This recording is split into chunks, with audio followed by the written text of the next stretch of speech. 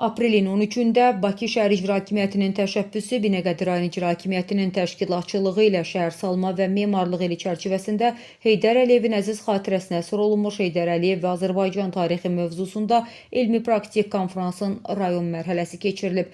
Konfrans iştirakçıları ümummilli lider Heydər Əliyevin adına istirahət parkında ucaldılan abidəsini ziyarət ediblər. Abidə önünə gül dəstələri qoyaraq əziz xatirəsini ehtiramla yad ediblər.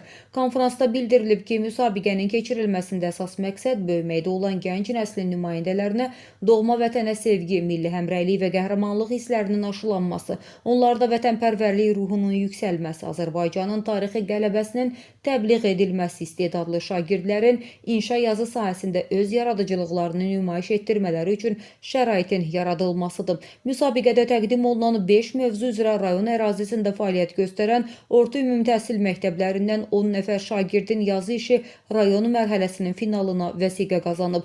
Konfransın sonunda müsabiqənin rayon mərhələsinə vəsiqə qazanan şagirdlər təqdimatları ilə çıxış ediblər.